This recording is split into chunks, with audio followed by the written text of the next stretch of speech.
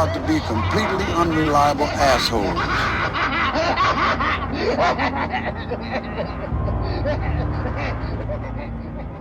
Hello and good day to you, Timothy Aslin. Hello, Ryan the McDuffslin. And hello, dear listeners, listen. Welcome to episode 157 of Dismembering Horror, the podcast show where myself, Ryan McDuffie, and myself, Tim Aslin. That's right. We dismember a horror film, aka we talk about what worked for us, what did not work for us, and anything else we found interesting or noteworthy about a, yes, indeed, you guessed it, horror film. All under the guise and spirit and boisterousness of getting together with your friends. Tim just looked at me watching a horror movie and wanting to not just have a good time watching it, but picking it apart afterwards, because it allows for all sorts of discussions about both filmmaking and life itself and the condition of being human. Indeed. Tim, today's episode, just realized it's episode 157. The film we'll be talking about today is from 1957.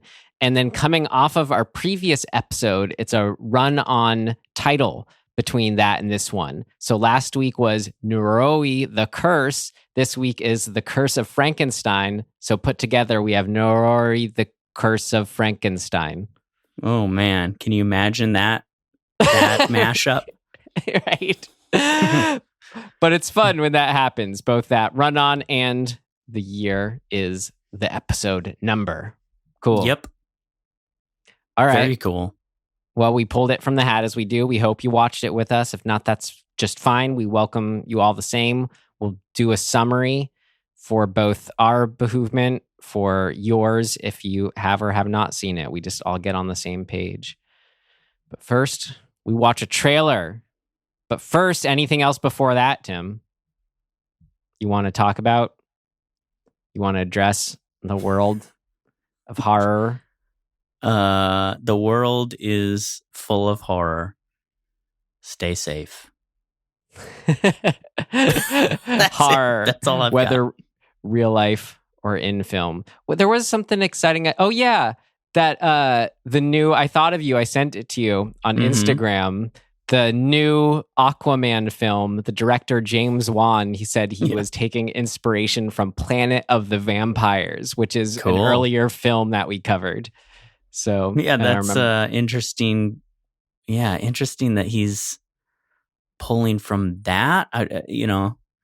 Be curious to see, like, really pick apart what would he want to pull from it to make or to use in an Aquaman movie. Maybe the sort of idea of you're stranded somewhere, or maybe I don't know. We'll find out, I guess. I mean, I'll certainly watch it. I might not like it, but I'll watch it. Yeah, I guess it could be the premise of stranded somewhere and your crew or the people you came with are getting taken over or possessed or whatever. And or the kind of general, I don't know, something about the colors and the production design, maybe. That could be. I could see that for sure. Yeah. Yeah. Anyway, I mean, you've got lots of room to play around with since it's all, I mean, you can go to the depths of the ocean and different worlds and stuff like that or whatever, which is cool. I just thought that was fun seeing a filmmaker reference, getting inspiration for their new really big mainstream film, a wee film that we watched way back when. That's a bit of a cult I don't even following. remember in Planet of the Vampires, what are the actual monsters in that? Do we ever see them? I can't remember. No, it's like people just get coming possessed. down. Yeah, that's what it was. They turn zombie-like. Right. Interesting. yet they're Yeah. vampires. Well, we'll see. I look forward to picking that apart. Great. All right. You can let us know then what the inspiration turns out being. All right. Well, then with that, how about we watch our trailer? Sure. Okay, great. Again, from 1957, directed by Terence Fisher with a screenplay by Jimmy Sangster, The Curse of Frankenstein. More than 100 years ago, in a mountain village in Switzerland, lived a man whose strange experiments with the dead have since become a legend. A legend that is still told with horror the world over.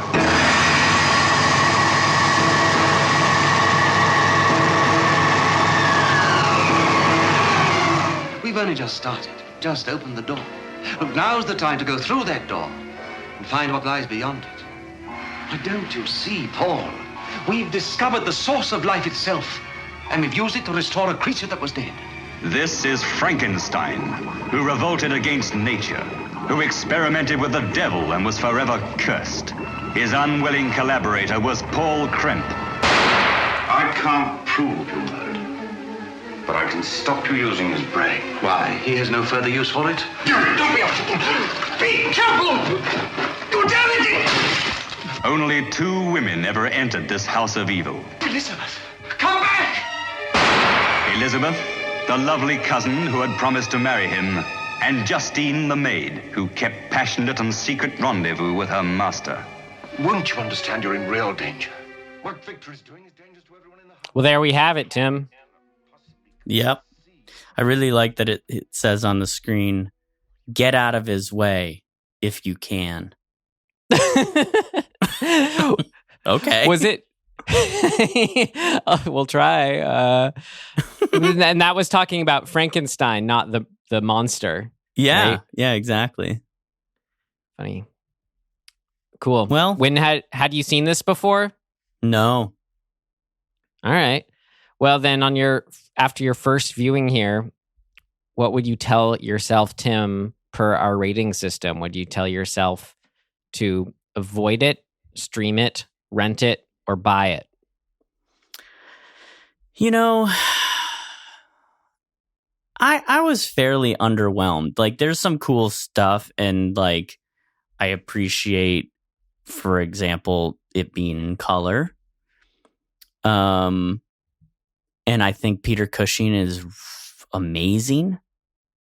I'm like, oh, this is why he, was sort of I don't know, just like such a renowned actor. 'Cause like we didn't overlap with him in any way except for Star Wars. And so that was like my only touchstone to who he was. But even then, for some reason, it was understood or implicit when I saw Star Wars that he was a big deal. And Yeah. I'm like, watch this and I go, yeah, okay, I get it. Like young man Peter Cushing was super compelling. Not that old man wasn't, but I get it. So, having said all of that, I don't really think the film itself is great. And I feel like it left a lot to be desired in terms of like, I don't know, a Frankenstein story. So I'm just going to be a stream. Cool. It's funny. I feel like I share your feelings, and I hate to say it's kind of like with like giallo movies. A lot of times, Hammer horror films, they're kind of the same thing where I want to like them more than I actually end up liking them. Yeah. But having said that, I feel like this just ekes out to a lower rent it, as far as just like, if I haven't seen it, it's worth renting just to see almost maybe more for its historical context, but no, like you said, at the same time, appreciating all that there is to appreciate. And I will say, learning that there are many direct sequels to it that just elevates it in itself, where it's like, it doesn't matter if they all get worse. It makes, I don't know, I just love that it builds, and the Peter Cushing is in all of them, and that this is just the beginning of a whole franchise. That in itself excites me enough to, we talk about we'll have the box set buy. This is like a box set rent for me. Yeah. That makes sense. So just squeaks by, even though I think I, in the end, also feel about the same as you did. Yeah, I mean, I get that. I in this sort of pantheon, I guess, if that's the right word to use, of horror and like significance of Hammer horror and influence and all that. Yeah, I could get behind that assessment. But like I kind of would hope that the ensuing Frankenstein Hammer movies improve. Like I don't know that they do, but I kind of get the feeling that they probably do. This feels like they're still feeling some stuff out. Yeah. But I also have no context. I am even just looking now. I'm trying to think, like, have I ever seen any other Hammer horror films? Like, probably, but nothing that like jumps out specifically. So I don't know. The Draculas with Christopher Lee? I don't know. I don't know that I've ever sat down and watched one all the way through. I think I've caught them like on, USA Network. So when I was a kid or something. The one that I always liked, was called it's an anthology film called The House That Dripped Blood. And I found out that that's actually from the rival studio that was founded by the people who got a short end of a stick on the deal for this film, where they were helping to develop it, but then kind of got kicked out of the deal somehow. So then just opened their own rival company. So, and it was funny. So then they did also one of the other films we've actually watched, which was Asylum. Oh, that was them. Okay, I wondered. Yeah, not Hammer. The other one I'm talking about. I see. That was the other one. Okay, that's interesting. Yeah. All right, well, I'm looking at it right now. The one that is most obvious and jumps out to me that I know I have seen multiple times is The Hound of the Baskervilles. That's Peter Cushing as Sherlock Holmes. Of course, that makes so much sense. But then there's a bunch of ones that I'm like, I don't know. Probably not. Well, will you be curious to see more, or does this make you want to see? Okay. Definitely. So, I would. This is an interesting list. I mean, it's a lot of stuff that seems vaguely familiar by name, but not things that I've seen, just kind of heard about. Cool. So, yeah. Well, as far as The Curse of Frankenstein goes, now that we've rated it, would you care to help us with our summary? Yeah. Okay. So, taking some liberties with the source material, we start off in a prison rather than Antarctica. Or was it the North Pole in the book? I don't remember. One or the other. Probably the North Pole, actually. And Victor is imprisoned for unknown crimes that become known. And he asks for his last rites. Presumably, he's going to be executed. And he pleads his case with the priest. So that just enters us into the story. And in this version, we start off with Victor as a 15-year-old inheriting his fortune from his deceased parents. Right. Being told as backstory with him in the prison. Exactly. And, pretty basic setup stuff. Like we see him as a 15-year-old. That's a really good casting, honestly, with the 15-year-old. Spot on casting. It's crazy, so funny. Right? With a moment where they transition from the actors. It's yeah. so funny. Yep. So So in this version, really what they've set up is that he's young, he's inherited his fortune, he lives in the mansion.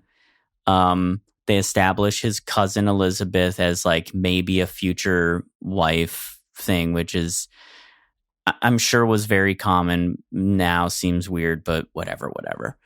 But the thrust of it is the relationship between Victor and his the teacher that he brings on to teach him all about the world and science and all of those fun things. That guy's name, I'm on the wrong page. What was that guy's name? Over and over, and it was wonderful how he says it. Paul Krempe. I'm Paul Krempe. I'm Paul Krempe. Which in the trailer we watched, they just said Kremp, but it's very clear in the film. It's just Krempe, how he says it. Krempe. Anyway, Paul Krempe. Using the accented E from German makes sense. An E on the end, you always like say in German. Anyway, so Paul is his teacher. We see them learning stuff, and then we transition to him as an older man. He's become fascinated. Well, as a young man, not a child, Victor's become fascinated with science and with experimentation and all these cool things. And Paul is still tutoring him. And they get pretty advanced in their scientific studies and experiments, and they end up bringing a dog back to life, which is a fun scene. And that kind of is our, gateway into Victor's obsession with controlling death and bringing dead things back to life and effectively becoming sort of a hubris-filled god figure in his own mind. Standard Frankenstein kind of trope. Although in this version, Victor really is kind of the villain. And I feel like that's not always the depiction of him. And the film really does focus mostly on him as the antagonist. Less so on the monster itself. But, that's in there. Poor Christopher Lee. I feel like he there's we could have used more of him. Anyway, it spirals into Paul disagreeing with Victor's pursuits, Paul's love for Elizabeth, Victor being kind of a smarmy dude, like he's having an affair with the maid, but he's just kind of a jerk. And this all leads to him, he makes Frankenstein. It works. They kill Frankenstein. Wait, Tim, you're slipping right into our old kid habits here. You're calling the monster Frankenstein. Yeah. Well, he makes the monster. Let's call him Jim. No, I'm just kidding. So he makes the monster Christopher Lee. Paul kills the monster. Victor revives the monster because he can, tries to improve on it, and then kind of uses the monster to like exact a little bit of revenge, sort of. And it all kind of just falls apart and leads to not only the demise of the monster, but also Victor getting kind of like caught and accused and put in jail. And that's kind of it. That's kind of how it ends. It's a little, I don't know. It doesn't have the epic sort of finale feel that the 1930s one had. No, very simple story, simply told. And that's a strength, I think, though. Yeah. It's interesting. Yeah, the guillotine. I forgot about the very end. Is the Victor is led away to the guillotine, which is fun. Which apparently he escapes from because there's right. Many sequels. Multiple. Oh, man. Well, there you go. That's it. All right. Great. I don't know. Thank you. It's a Frankenstein movie. It's pretty It's pretty much on board with the basic arc. Right. We know the beats, including the blind old man scene. That's right. The blind old man. Yeah. All right. Cool. Well, with that, I think we can move on to our next section. What worked? What worked? What worked for you? What worked for you? What worked for you? It worked like a charm, Smith. What worked? What worked for you?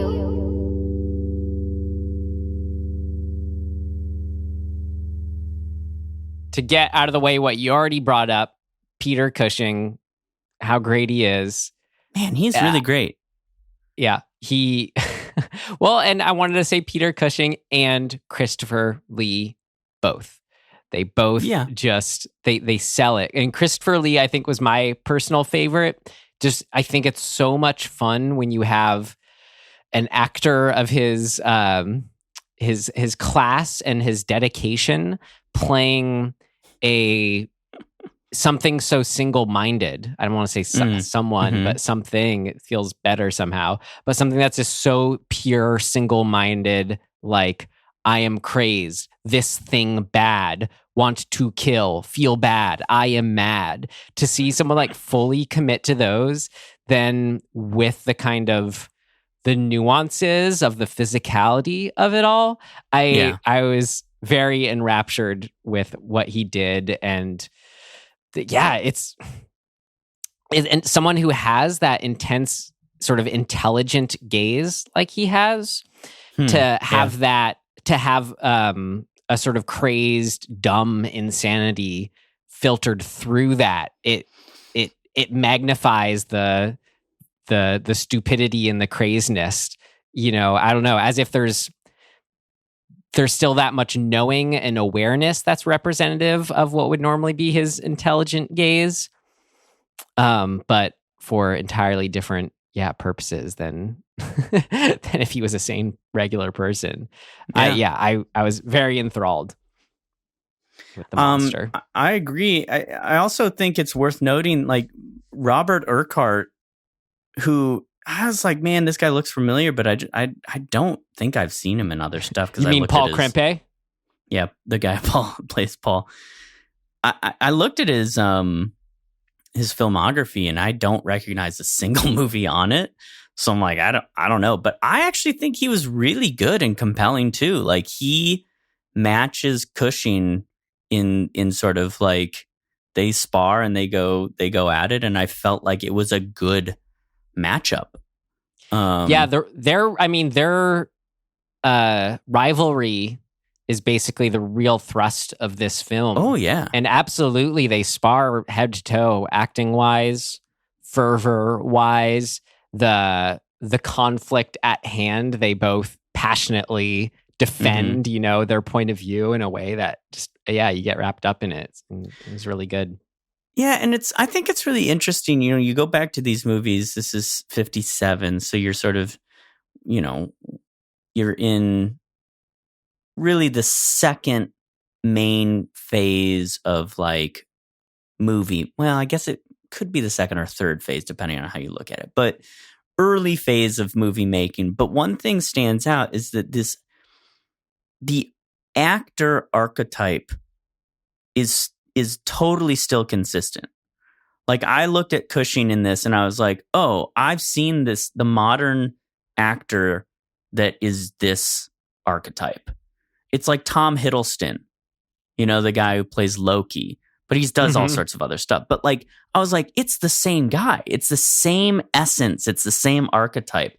And even like Paul, the guy who plays Paul, I'm like, oh man, I know that guy. I have to think harder to come up with an actual, Colin actor. Firth. Yes. Colin Firth. That's exactly right. It's so interesting to me how these archetypes are just so consistent. And, that's kind of the name of the game in a lot of ways when you're casting, is like, can you hone in on somebody who has the essence of these archetypes? And if so, you're probably going to have a fairly good movie, or at least fairly good performances. So I think that's really fun.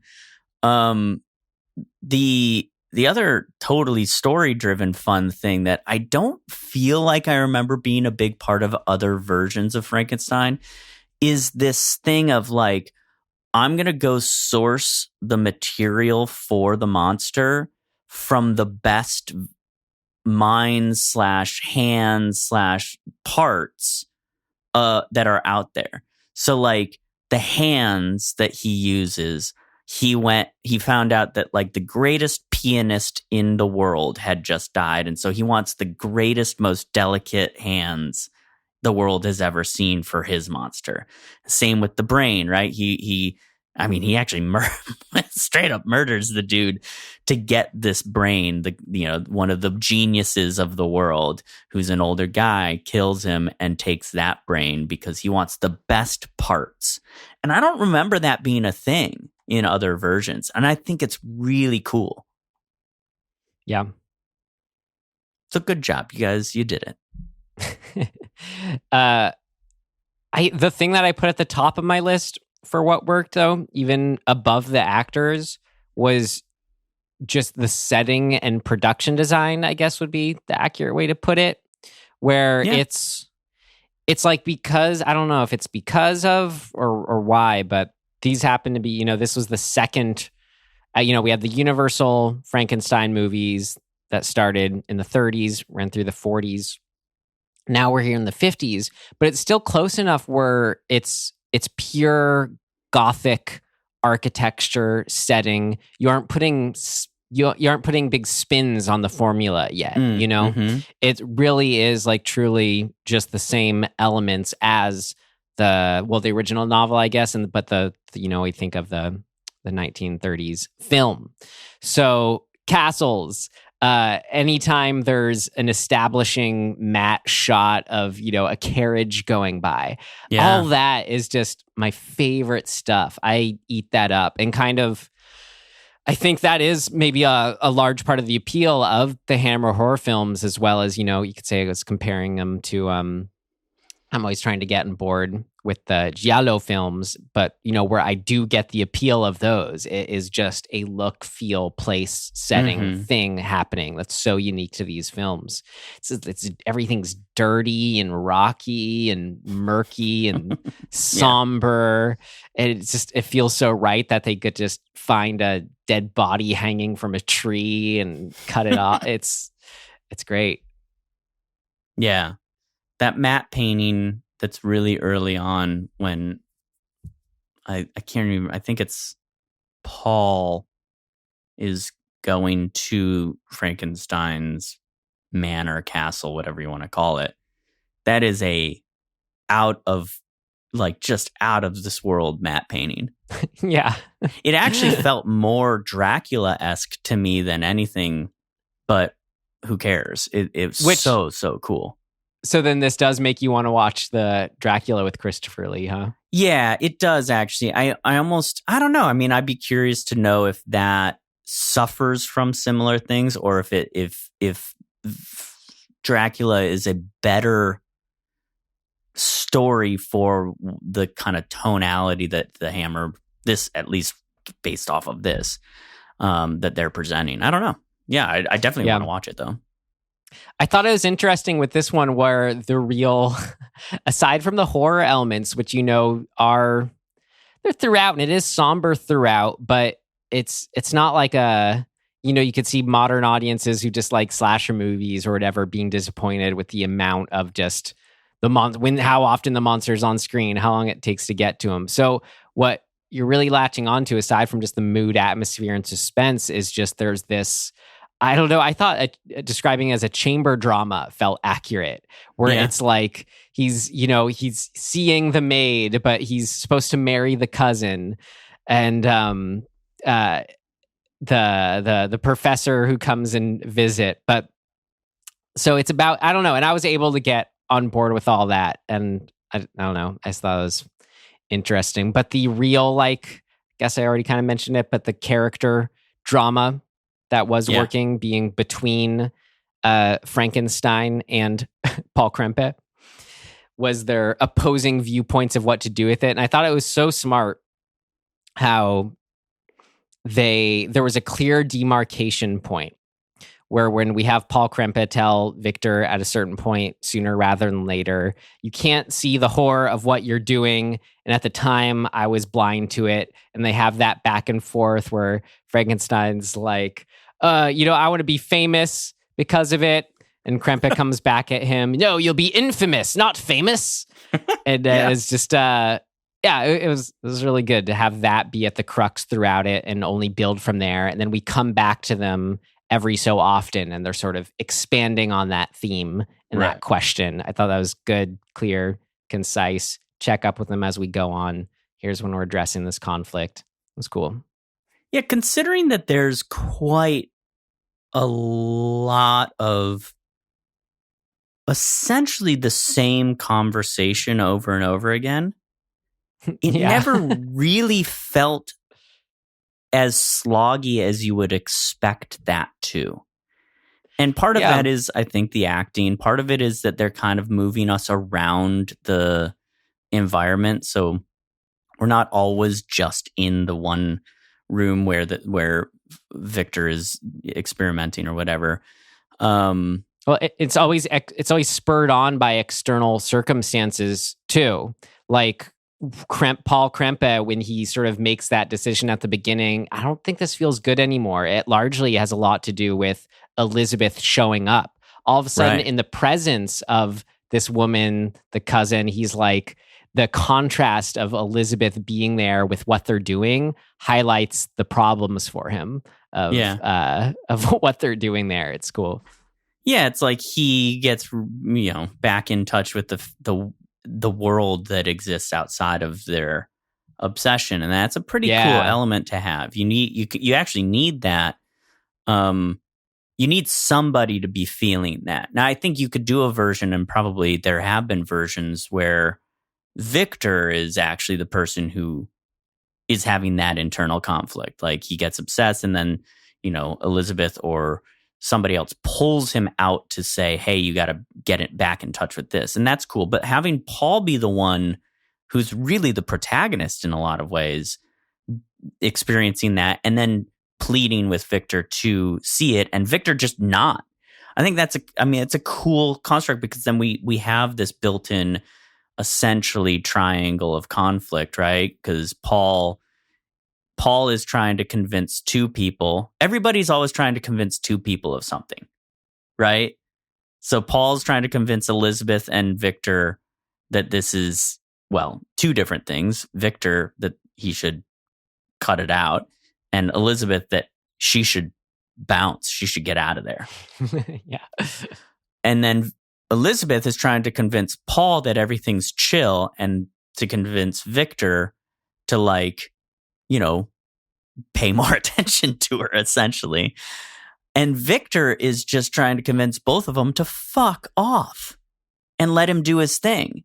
And so there's this, it creates a fun dynamic, just generally speaking, to have these kind of, everybody's in conflict with everybody at all the time. So that's nice. Yeah. Obviously, having the monster around, it serves its purpose. It's more of a tool in this film, I think, than anything else. Right. Which is and there's still cool.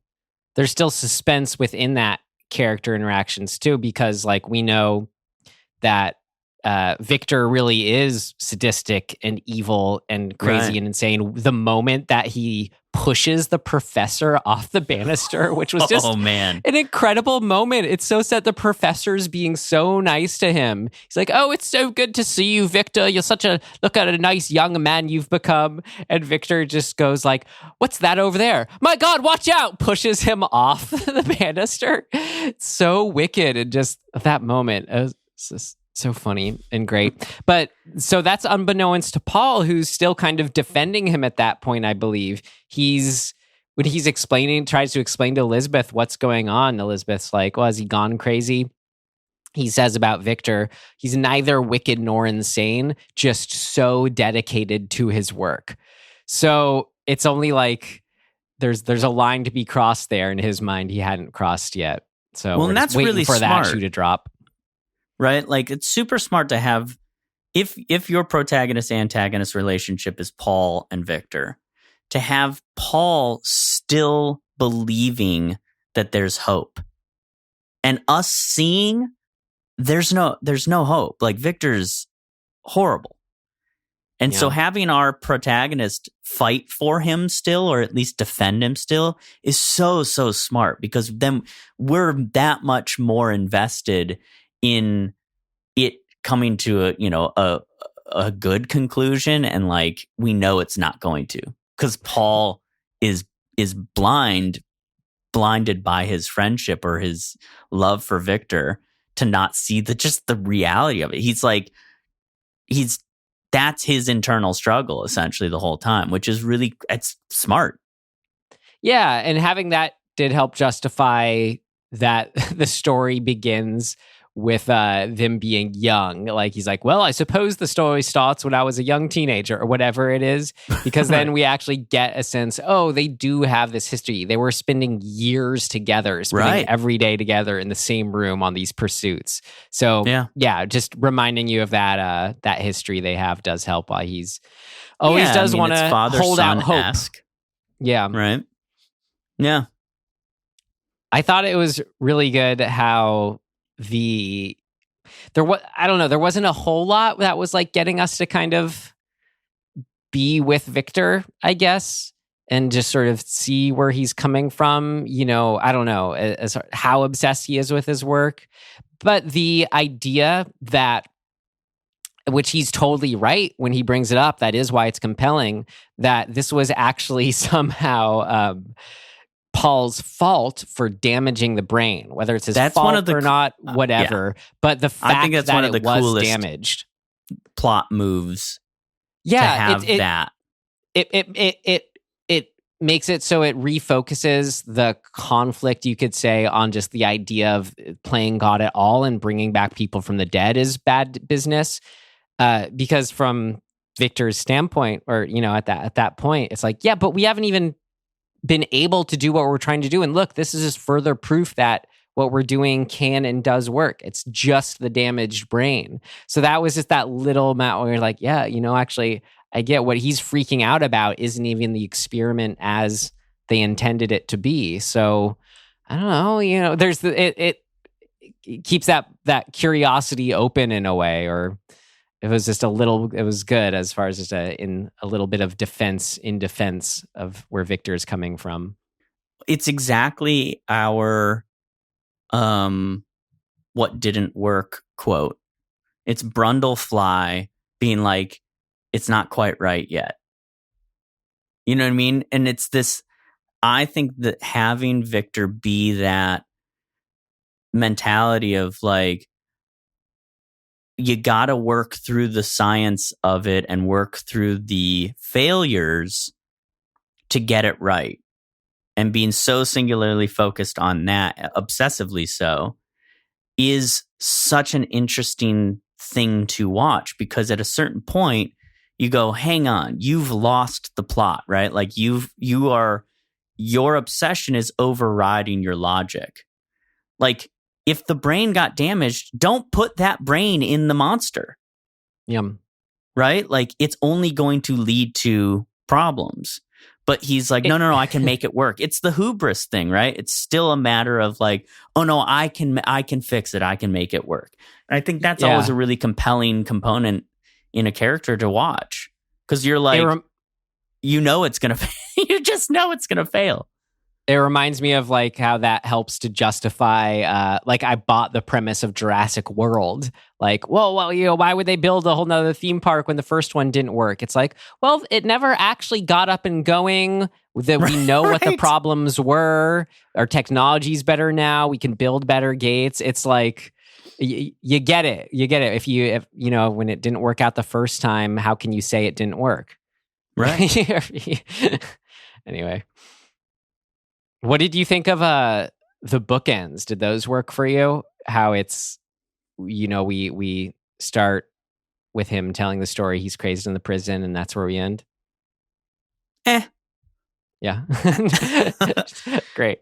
I mean, I think of the last big thing for me really is which is mixed. I have mixed feelings about it, but I do really appreciate the monster design for the most part. I love the eyeball scene, and then the application essentially of the eyeballs that we see, and then once it's in his head, like the makeup job to kind of match that, I thought was really cool. Yeah, we should just shout out the makeup work too. They are basically working under this constraint of it has to look so different from the Universal look because that's copyrighted. Right. So what do you do? But it does look like, even more so than the Universal one, this is a walking corpse. This little like tuft of black hair, like it's so funny. But I could see this if you're buying into this as an original audience, this would be really horrifying.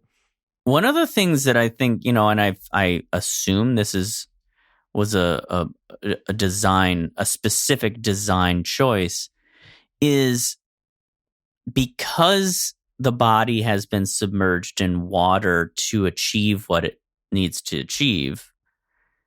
They effectively, the makeup seems kind of driven by this waterlogged, decay look. Like, this is what if you left a body in water as it sort of waterlogs and disintegrates, this is kind of a stage of that, which I think is really disturbing and really cool, but also practically speaking makes sense. So I quite like that. Yeah. It's fun. All the gizmos and gadgets and bubbling jars, whatever. Yeah. Those are all called. I do like all that. It's cool.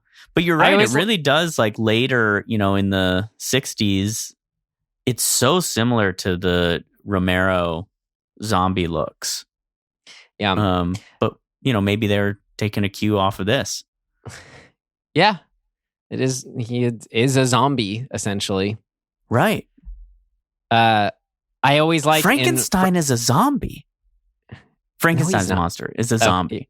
Frankenstein's monster is a zombie. Yes. Think about that. They're zombie movies, not Frankenstein movies. So is The Mummy. The Mummy is a zombie. Whoa, dude. I don't know what I'm supposed to say. My mind is blown. They're the dead come back to life. So the mummy is a zombie, but are zombies mummies?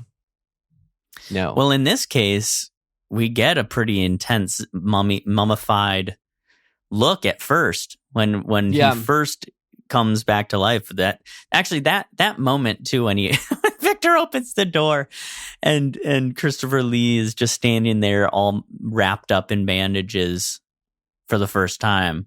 It's pretty good. It's a pretty good moment.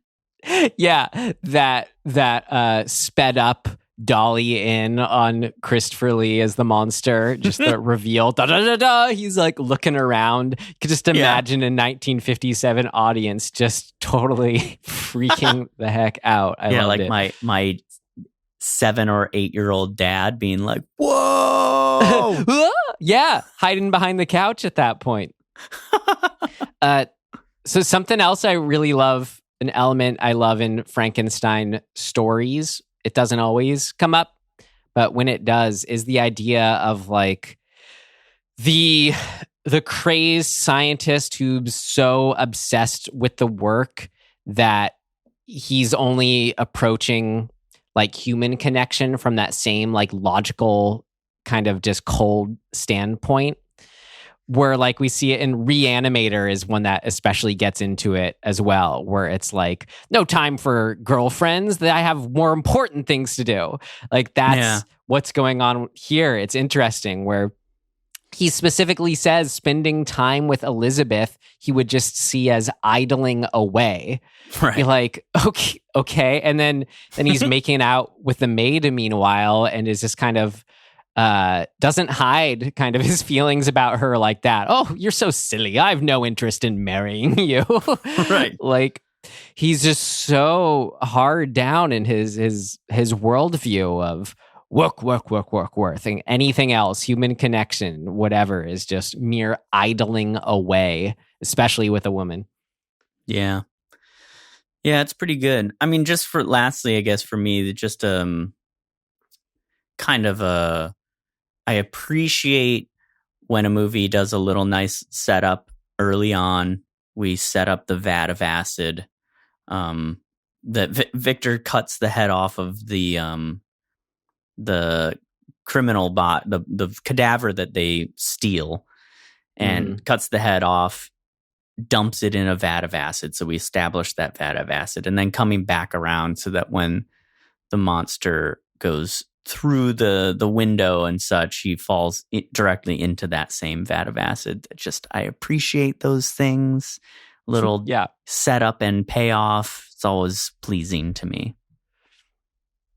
My favorite weird little random moment that just tickled me was, on top of just how he'd say Paul Krempe, was when after they shoot the monster in the forest, Paul's saying to Victor, okay, well, yeah, you told the village, you told the police, so they should be on their way or whatever. And then Victor goes like, well, no, I didn't tell them. And then Paul Krempe's response to that, it's just his delivery, just special shout out to it. I loved it so much. He goes like, you madman. He's like, the way he extends and puts emphasis on the you is so inimitable. Very so amusing. Krempe. Yes, very Paul Krempe. You madman. Who says that like that? But it's just so good. It's perfect. Little shout out. Favorite moment. It's cool. They did a good job of like bridging that over the top melodramatic kind of style of acting with like really grounded just intensity. Like they're in it. Yeah.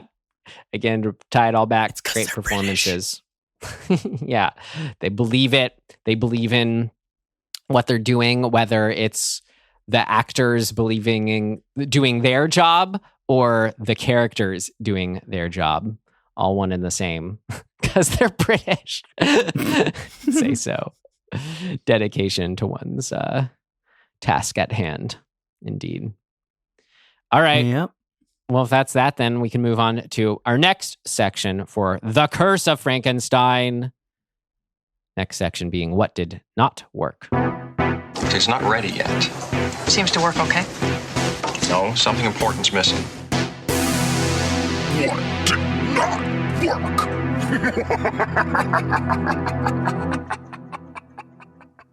As great as that handling of the drama was, of where it's allowed to be melodramatic and it still works somehow. This is very particular and specific. I don't know why, but just any moment where Victor would get so enraged he'd strangle someone, like at the beginning of at the prison. Just believe me, so I'm going to strangle you. And then they'd rightly freak out. He'd say, it's okay. I've regained my composure now. Trust me. Yeah. I don't know. That just so intense. That just bugs me. I don't know. Yeah, the quick like, oh, I'm sorry, I lost myself for a moment there. Like even if you didn't just lose yourself, bro. You just tried to kill me. Right. That's what I don't relate to. Like you could completely like lose yourself, but how would you even in that lost state resort to strangling this person is going to help them listen to me?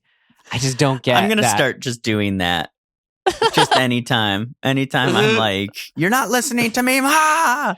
Grab him by the sorry, neck. I'm so sorry. Hang on. I'm okay now. I'm sorry about that. Just lost my composure for a second. Don't worry about it. We get it, bro. Now. We've all been there. It's fine. Yeah, that one I remember. Yeah, it's a little. You're kind of like, all right, come on now.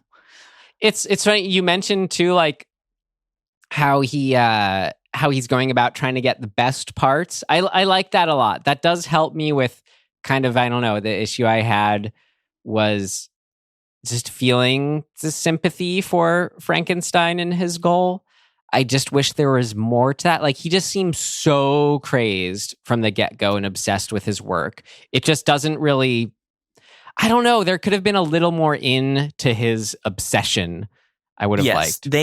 They cast him as a villain from the absolute get-go. Yeah, he can still be an antagonist without being a sort of unsympathetic villain so much. Right. Like, there's no moment when you go, oh man, I really hope Victor figures it out and can change.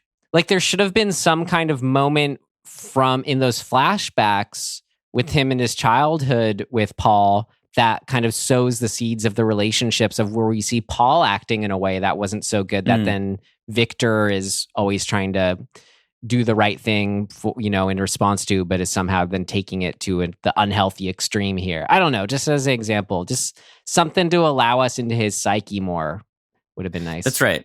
What is very precisely missing in this depiction is us seeing Victor establish a desire to solve the problem of death.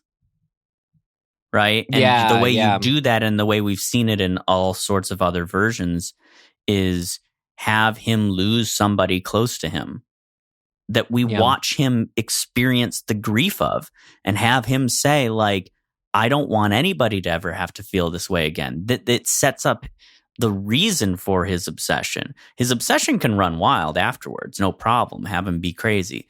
But like, when you have the touchstone of the why, we then at least kind of go, yeah, he's crazy, but like, it started with this. It started with trauma. Probably most excellently done in Frankenweenie. Sure. That the dog dying. Bring back the dog. The little kid wants his dog back. Can't relate to that. Well, and it's such a key component to like so many versions of the broader Frankenstein style story, right? Like Pet Sematary does it very well. I mean, that's super traumatic. And of course, you right away, you kind of go, oh, he's unhinged, but I get it. His kid just died. Yeah. Like, sure. So yeah, here, too much. I just didn't need him to be the villain. I'd just rather have the conflict being even more juiced up where our sympathies can lie with both of them more. But whatever. Well, but and I think this was a conscious decision, it seems, because they really decided to say, okay, we're casting Victor as the villain of this story. The monster is just a tool, whereas in other versions, the monster is and the sort of the problems that ensue by creating the monster is the driving force. In this, that's not really what's going on at all. Like, there's not really any consequence to Victor creating the monster. It's just a continuation of his obsession. It doesn't cost him anything really to have created the monster and have the monster like get out. They just go kill it, bring it back. So, it's really not a story about the monster at all, this one. Yeah. And there's no broader, I think there's some inherent sympathy for the monster, but they don't lean in on that at all. When we see him tied up and Victor is like controlling him and like, saying sit, you kind of go, man, this is rough. But that's it. It's half a scene. I think that was kind of a big problem for me, I guess. A thing that didn't work is where I'm like, in a lot of ways, the monster itself was unnecessary to this film. Like, I don't feel like it added much, and it's not utilized in a way to further extend the construct of this version that they're honing in on, which is Victor's obsession. Like how so? How could it have been more tied to the story? I just think that there needed to be more actual like interaction between Victor and the monster so that it can elicit something within Victor.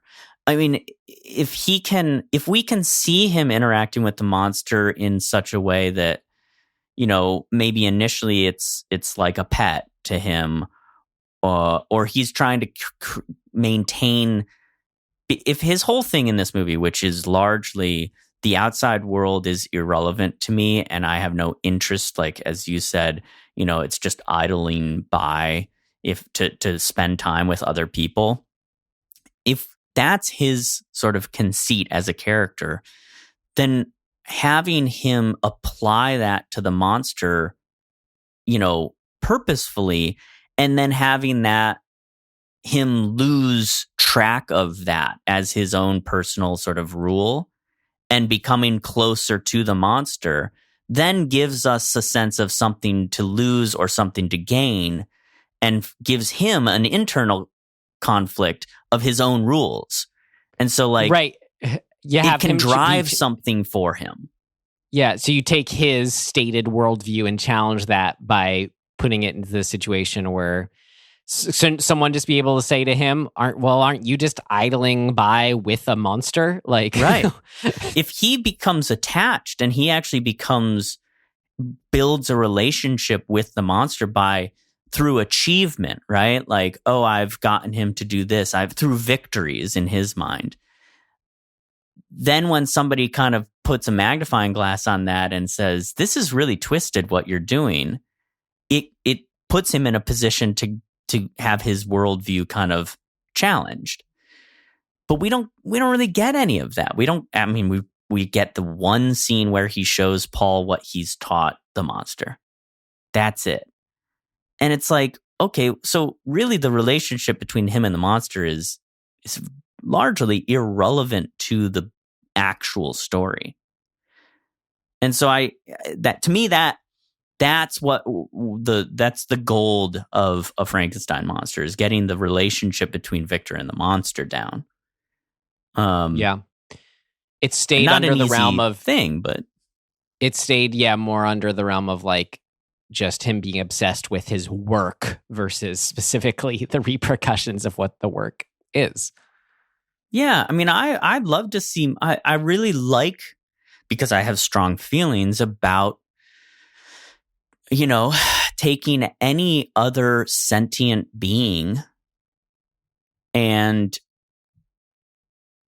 deciding how it's going to live, like keeping it in captivity. Like, I have a very strong, mixed emotions when it comes to zoos, like animals in captivity, people in captivity. Actually, I have strong feelings about prisons. Like, these things tend to, this is a broad sort of generalization, but they tend to not be the ideal environment for any living being. And so that there's inherent story and conflict, available to us when you use that construct. And none of that's really used in this. I mean, other than the monster getting loose. Like, okay. You just made me want to check the 2021 animal kill count.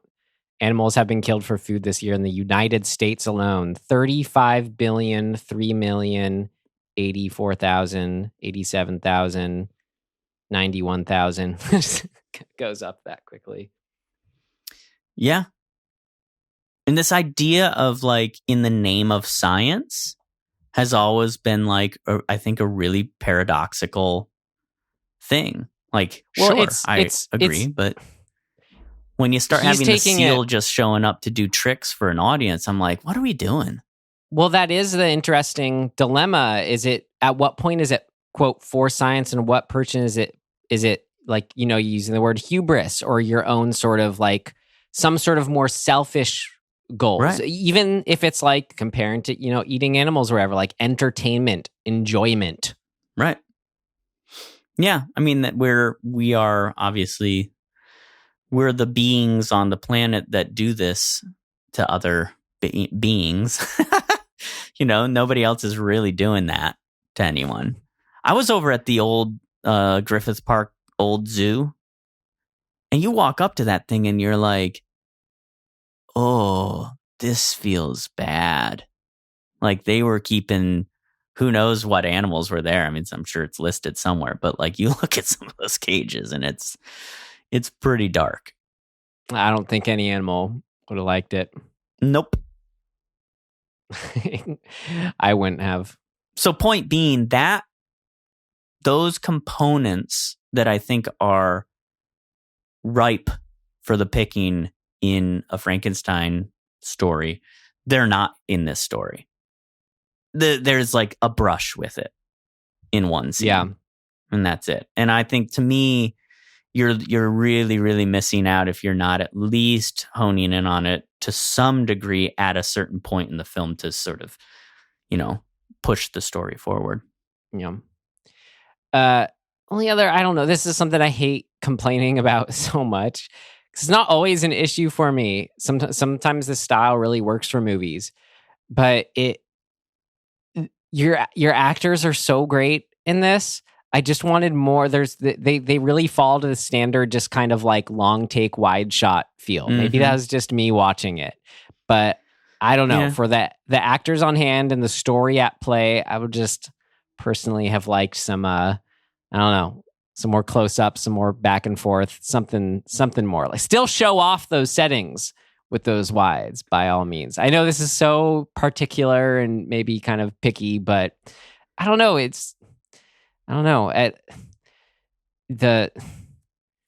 Let our in be the characters at a certain point, and I don't know, shoot it from there. That would have helped me be engaged. In the end, it feels kind of longer than it actually is, and I think it has to do with that.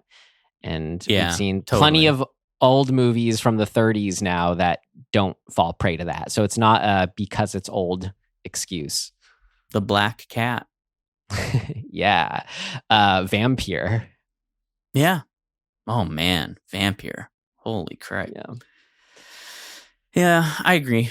I mean, we know, I think we can, or at least we can posit as to why that is. It's an efficiency, style of filmmaking, and well, that's what interests me. Like I want to call it like a classical style, but then like we just said, not all classics were necessarily like that. So it's weird. I don't know. Yeah. Anyway. Yeah, I mean, the thing's only 83 minutes long. Right. Like you could have added a couple more close-ups. Yeah. And it wouldn't have made it longer. That's right. Great. So with that, are you good with things of note? Move on to that. Yeah, let me think. Is there anything else that didn't work? I mean,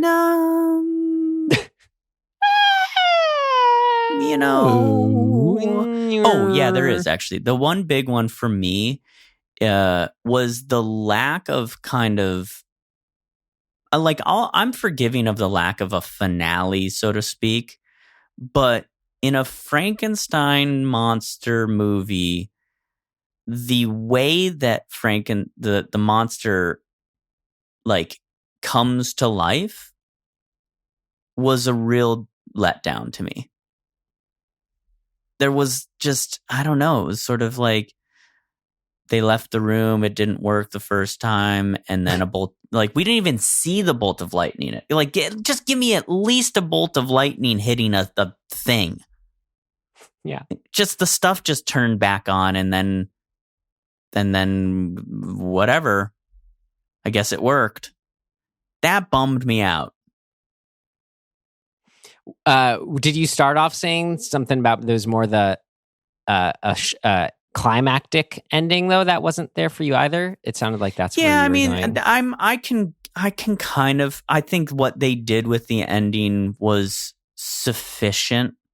It was a rooftop finale kind of, right? It didn't have the epic scope of the 30s version and that, but they're not doing the 30s version, so I can forgive it and accept what it is. I'm okay with that. But man, when the monster is being animated for the first time, to not have some sort of that is your moment to go nuts, and they just don't. So bummer. Yeah, milk it.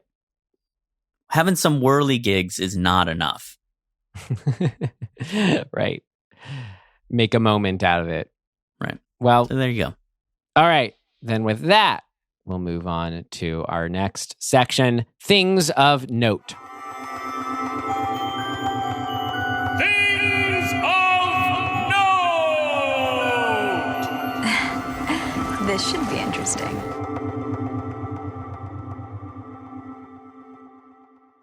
What did you think of the ending as far as Paul not telling the truth at the end? That Victor did indeed make this monster. He seals his fate by lying that no, indeed, Victor is a madman. Don't believe him. And then they send him off to the gallows. Yeah, I don't know. I don't know what to think of it. I don't feel like I don't know. I don't know. Was he just that mad at Victor? Was he trying to thought it was important enough to bury the science at the behest of his friend's life? That's kind of what I got out of it. It's like, no, this is so evil that if I say it happened, then, and it's proven to be true, then someone else is going to continue the work. It sort of felt like it was... I don't know. It feels like a cop-out. It feels like, let me just wash my hands of this and I'm still mad. Yeah, felt that way too. This is weird. Hard to say one way or the other. It felt flat to me, so I don't know. I guess that's a negative. Okay, just curious. Yeah, what am I supposed to get out of that, or what? The thing is, it's not like Paul can be mad, and that's all fine and good. But when all is said and done, what did he really lose? It's not like Elizabeth got killed. If Elizabeth had died, I really thought that's where this was going to go. I thought Elizabeth was going to die, and that was going to kind of be the climax or ending, and that would set us up for bringing her back to life in the sequel. But it all kind of just like, it's weird. It's a little mixed. Once the monster's dead, we're just sort of like, okay, now back to Victor in jail. Yeah. All right. Well, it definitely marked the end of their friendship, you could say. Yeah, I'd say so. I thought it was cool and noteworthy that this was the first color Hammer horror film, their first Frankenstein film, and the first significant Christopher Lee and Peter Cushing pairing. Yeah, that's cool. This is a quote, the first really gory horror film showing blood and guts in color. Color spelled with a U. Because it's British. Right. That's by Professor Patricia McCormick. I could see that, because I always think now, was it 2000 Maniacs was early, but that was 64. Mm-hmm. So, this predates that by a good bit. Yeah, I for sure. See that. That's cool. And got good use out of it. Seeing those eyeballs in full color. I like that. Yeah. Thought it was interesting. This thing crushed in the box office. Oh, yeah. Just crushed. It made $8 million and it cost $270,000. Like, dude. Well, and that's a big enough of a crushing, Tim. We got, as far as with direct sequels with Peter Cushing, we had 5 of them. After this was Revenge of Frankenstein, The Evil of Frankenstein, Frankenstein Created Woman, Frankenstein Must Be Destroyed, and then lastly in 1974, Frankenstein and the Monster from Hell. Wow. So, see, knowing they're all those, it just makes me want to watch them all, just because, like, how I don't know. I'd love to see how they evolve, for sure. Exactly. What a wild thing, too, to think that this one was made in 57 and the last one was made in 74. Yeah. Damn. Yeah, it was so Revenge of Frankenstein was the next year, but then that was a pretty big gap, 58 to 64 between Revenge and Evil. Mm-hmm. That's fun. Thought it was interesting. Go ahead. The screenwriter said that he hadn't seen any of the Universal Frankenstein films. Oh, So nice. he just adapted the book the way he saw it. But I just thought that was so interesting because I'm trying to see because it feels like there is just such a direct continuation from those Universal Frankenstein films, just in the classical style, the Gothic setting. But I guess those are just all in the novel, so that would just happen anyway. But I just thought cinematically how you see it as a then modern update of those 30s movies, like you are only thinking those cinematic terms of, okay, yeah, I can see how this is an evolution of that. But to know that the person who wrote it wasn't at all thinking in those terms is interesting. But probably made up for, by the fact I'm sure the filmmaker or the director saw it. So that does some lifting. Anyway, that was interesting. You know what else? I don't know much about how you like the legal property aspect of all of this, but like they obviously were able to do all of the Universal monsters properties seemingly without any issue, which I think is kind of fascinating. Because I know in other realms, like Marvel comic books, for example, could not use the term vampire, I think. And like there were certain restrictions on the rights to certain terminology. Maybe that's because they're a US company and maybe British companies didn't have to abide by the same things. I don't know, but I find that kind of fascinating that like, I mean, I think it's crazy that one entity can own a bunch of stuff, but that's the world we live in. But it's cool to me that they were able to do their thing with it and not necessarily suffer any real backlash. Yeah, I guess cool. For the case of this, the story, the name Frankenstein is under fair use or whatever, or purchasable or whatever, or can't be owned. So it is just the particular designs within the iterations that then become copyrighted. Yeah, but man, like, how do you get away with that with Dracula and the Mummy? Like, that's tough. Anyway, right? It's kind of Christopher Lee does not look like Boris Karloff, so it's okay. I guess like he's not wearing the same like necklace. I don't know. Anyway, I don't have anything else really. Cool. Great. Well, with that, we can put on a bow to the Curse of Frankenstein from 1957 and wind down here with some RecommenDEADtions. Tim, I got a pretty apropos one. Do you mind if I go? Go for it. All right. Well, not long ago, I had to see the last of the bigger Frank Henenlotter films I hadn't seen. So I was very excited to view. It was plenty before I knew we were going to be watching this. So it was a nice connection. Finally saw Frankenhooker. Oh, okay. Yeah. Film. Have you seen that? No, I have not. Well, I know of like it. The rest of his films, I highly, highly recommend it. So that's why I'm here recommending it. And there, if you like the whole aspect of like particularly, seeking the particular parts to form the perfect human or whatever, he's doing that in this movie. But of course, with like, who does he think has the prettiest like hands and feet and face and breasts and all that? So he's making his own Frankenhooker. You can guess. It's pretty standout scene in the middle. I just want everyone to see it. It's funny. I love his movies, but I've recommended other ones.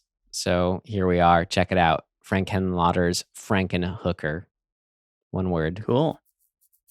As I am wont to do whenever a new Marvel property comes out, I basically always recommended it, unless it's bad. But so far so good. So there's a new series on Disney Plus that is a Marvel series, but this one's animated, which is interesting. It's called What If, based on a comic called What If. So same exact premise and all that, which is essentially a cosmic entity called the Watcher is the narrator of this, postulation of what if certain things that we know in the universe of Marvel had been different. And that's opening up this idea of the multiverse and such. But so, for example, in the first episode, they say, what if Steve Rogers, who becomes Captain America, hadn't become Captain America because things went differently and somebody else became or took the super soldier serum. In this case, they do it with Peggy Carter being the recipient of the serum and becoming her own version of a super soldier. And so doing it animated obviously gives you quite a lot of leeway. And the animation is pretty cool. And the whole series, it's episodic, so every episode is a different what if question. And, some interesting, there's been 2 episodes so far, and they've both been fun and interesting and, keeps you kind of, in touch with the Marvel Cinematic Universe without it really having any broader implication to any of that. You can kind of just one-off watch them if you've seen the source stuff and know what they're referencing. It's fun. So check it out if you like that stuff at all.